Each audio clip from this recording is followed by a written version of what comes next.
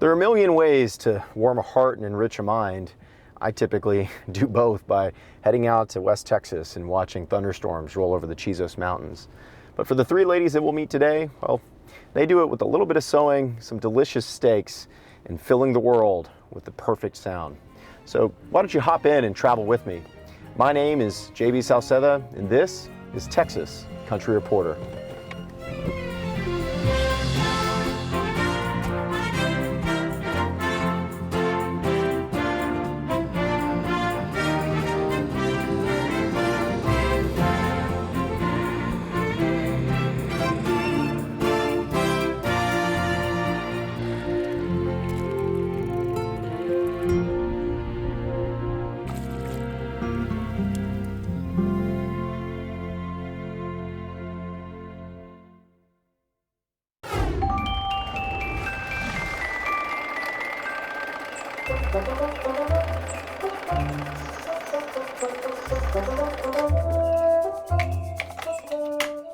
I think stuffed animals are always and will forever remain comfort animals for any age range. But I also feel like, just in general, honestly, the world is really hard.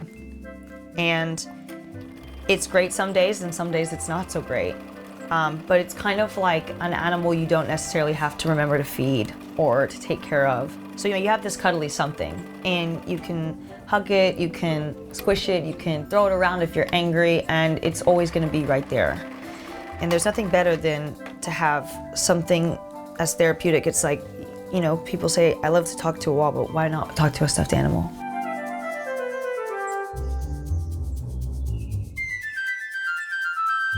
Throughout one's childhood, stuffed animals serve as more than mere playthings.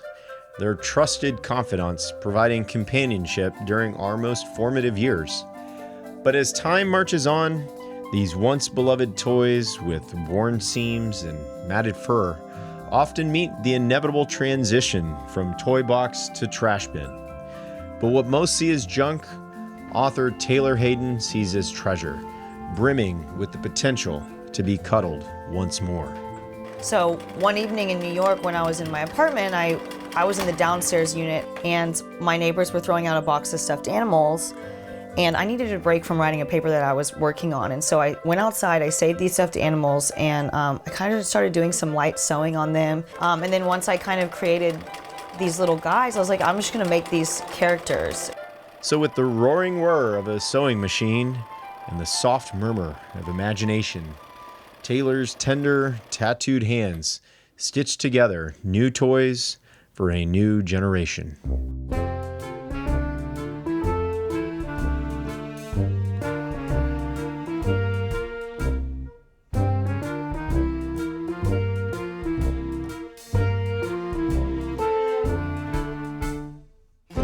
Grimm's Toys was kind of born because I loved the Grimm's brothers. I was making these toys from repurposed textile, and I thought about, as children, as you age, as you go through life, how disposable those items can be.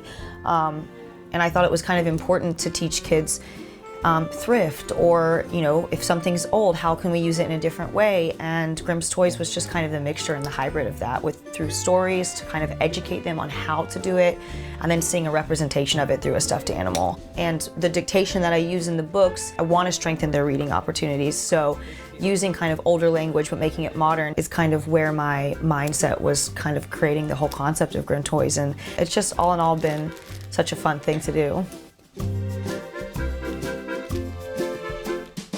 5 years ago, when she first saved these toys from becoming specks of fabric in a landfill sea, Taylor didn't expect to also find her life's purpose packed in that same box. But through her company, Grimm's Toys, Taylor and her illustrator, Naida Harrell, are able to weave together their shared love for storytelling, transforming cuddleable commodities into educational tales. Education is probably one of the biggest things about Grimm's Toys. The life lessons, obviously taking things without permission and learning your intuition, it's a hard thing to explain to them why they might want to pick up this book. But that's the job of me and Naida. So for this story, it's predominantly about a sheep who is different than the rest of a sheep, except I want to kind of stray away from our black sheep as far as the images. So a lot of the times Taylor and I will text about our ideas, and then every once in a while we'll meet up here and actually talk about them and basically just bounce ideas off of each other. I try and convey the character. Taylor had described that Ophelia was very nervous all the time, so I gave her little eye bags, like maybe she was losing sleep, and just kind of made her like, I don't know, trying to convey that she's very antsy about things, concerned all the time, and I just take little pieces from everything to make it my own, and then with like a Tim Burton twist, because that's what Taylor wanted. The border on this one too. As the soft glow of the setting sun streams through the windows of their makeshift workshop, Taylor Hayden and Naida Harrell transform forgotten toys into cherished characters.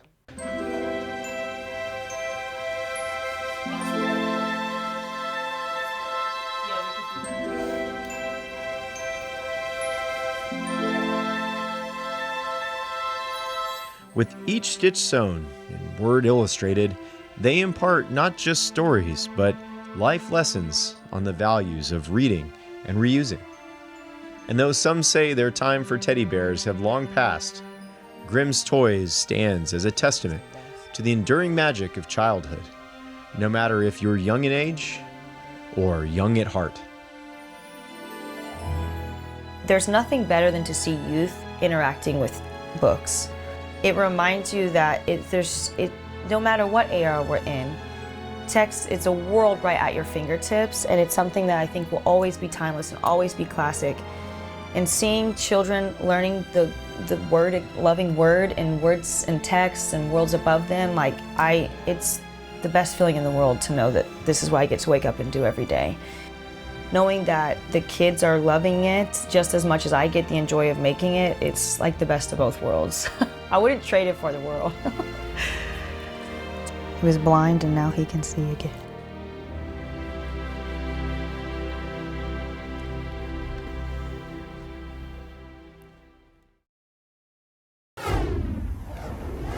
Hey, Chica, what are you doing? How are you? Well, my customers are, everyday people.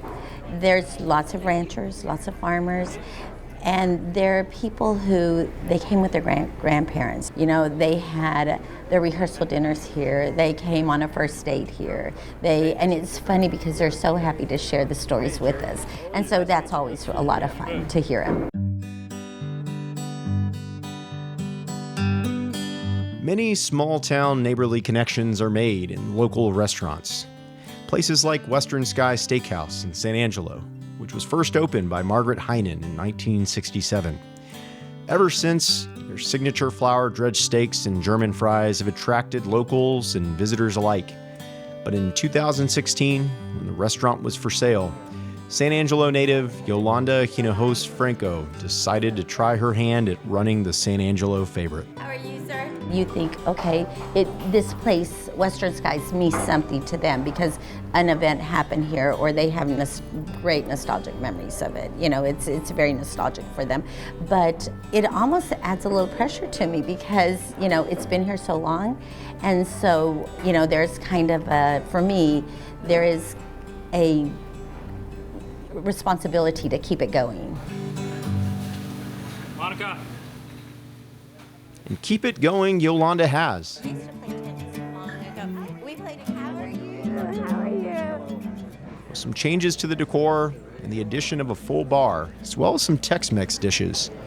But what hasn't changed are those Western Sky dishes that have made this restaurant legendary. The steak part of it is still Margaret, the German woman that was here, Margaret Heinen. Those are her recipes. The seasoning is her recipe still. We have kept it. We have German fries, and they're really good. And that is all Margaret. Just make sure you come in with a rodeo-sized appetite. Not as good. We do a KC steak, and we sell that steak by the pound. And so if you can share it or you can eat it by yourself because it's a pound of meat, But we have people come in, and especially during the rodeo or the stock show, they come in and they'll go, we want a KC for, if there are 20 of them, they'll go, we want a KC for 12. We put 12 pounds of meat out, and they get a salad, and they get a choice of potato, and they get some bread, and it's, you know, they have a great time with it. At Western Sky, with Yolanda's hospitality, they do their best to make the customers feel like family. How are you, mijo? Aw, thank you for coming. But running the restaurant is also a family affair. My kids do a great job. I could not do this without them. They do a really great job. I have one son that works part-time and then with us, and then I have my other son, he works full-time with us, and my daughter. And it's kind of a family affair. We've been here since 2016, and it's kind of like my customers have seen my kids grow up, and you know, it's a lot of fun that they see the transition on my children also. You know, it's not just, you know, we see the transition with our customers, they're seeing the transition of my kids. My customers are really good to us and whatnot, so yeah, it is, you know, we're very blessed with that.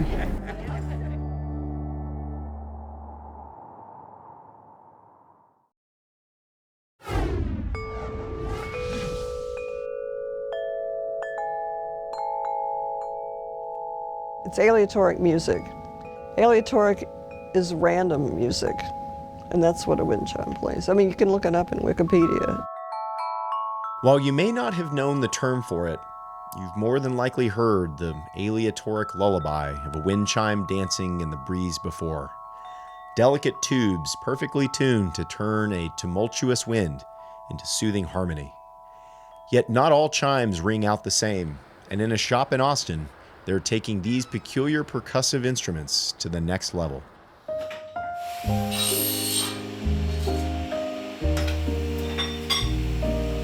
They're tuned to A440, which is what the orchestra pitches their instruments to before they begin a performance.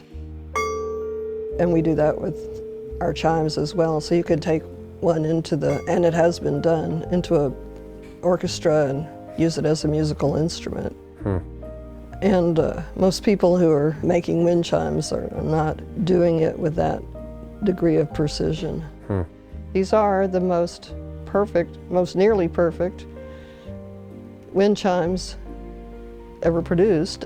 And why does that matter? Why is the tuning so important to the quality and the experience? Because it's music. I mean, what's the difference between listening to Andrea Bocelli sing and, you know, your brother sing? I'd imagine that Bocelli can sing a lot better than my brother. Right. Sara Eskew is the conductor of this orchestra of craftsmen working together to create what some have considered to be the perfect wind chimes, otherwise known as music of the spheres. Here, science and music theory are combined with precision workmanship to turn Mother Nature's breezes into a symphony of scales.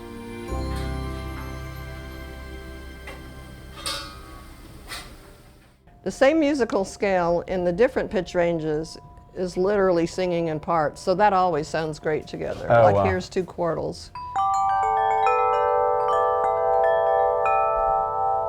Or let's do this one.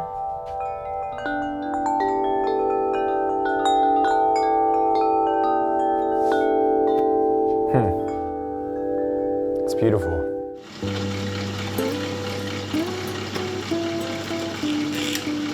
How would you define your customer base? People that enjoy music, people that enjoy having greater peace in their life. They're just really, they're actually literally a biofeedback tool when you think about it. That they just sort of automatically relax you. Yeah, I have these vivid memories of me and my grandmother's house growing up in South Texas, and she had these wind chimes, and the windows are open in the spring, and you just hear the wind chimes in the backyard. And I don't know what it is about that. What do you hear? What do you feel when you close your eyes and listen to wind chimes? I think the same thing. It just makes my shoulders a little bit closer to the ground. And the lines in my forehead relax a little bit.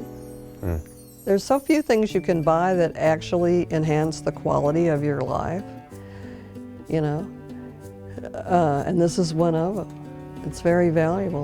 One of my sales pitches used to be, you'd have to pay, you know, thousands of dollars for a hot tub,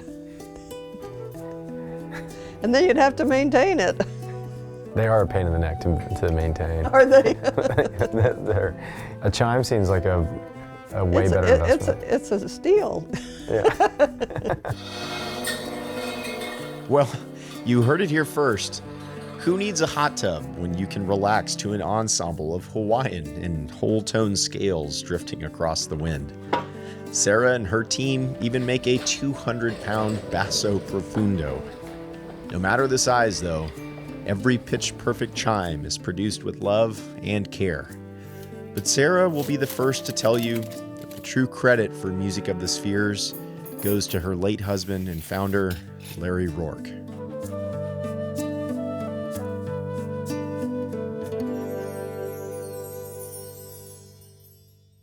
How do you end up in this business? You marry into it.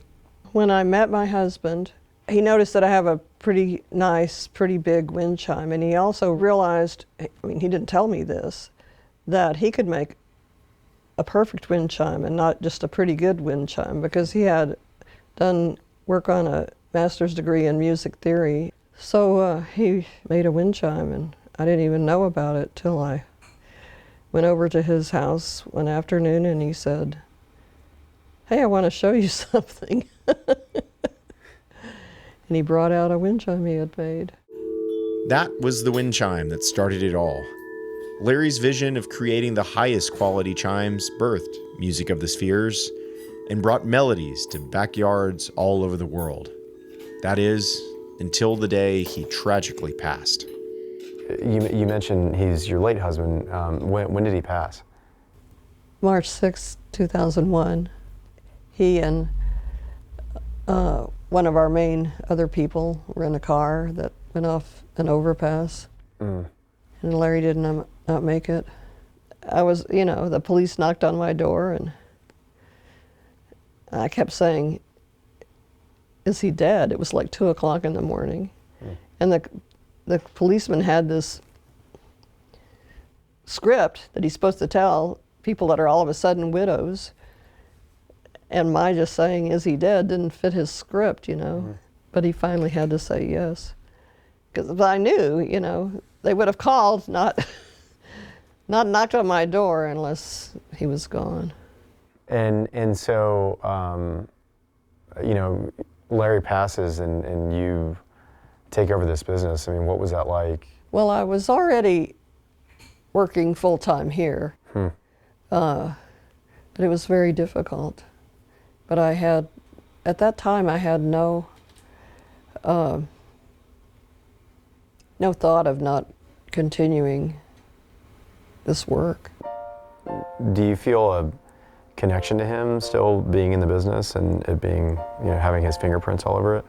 I was very dedicated to his music still being played in backyards, you know.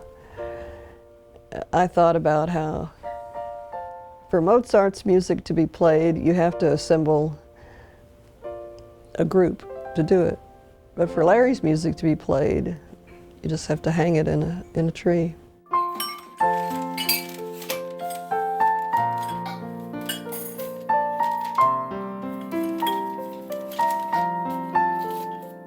There's a quote on the Music of the Spheres website that says, "Their wind chimes capture the faraway vibrations of the heavenly bodies and translates them into harmonic intervals we can hear." These tubes, intricately cut, drilled, and arranged, have become more than the sum of their parts. They're a musical respite for the soul and a way to preserve Larry Rourke's memory with each and every note. What do you think Larry would say if he walked back through here and see this place still running? I think he'd be kind of flabbergasted, really, because this is him. I mean, pretty much every tool that we have is one he designed or picked out. He was just so gifted in so many ways.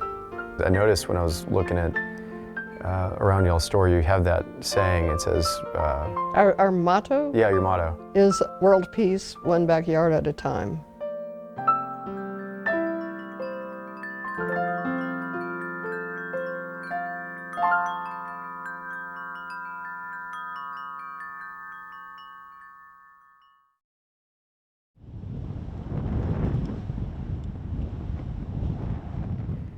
My apologies to my little brother, Chris, for throwing him under the bus about his ability to sing, but truth be told, we lived together a long time, and no, you can't sing better than Bocelli.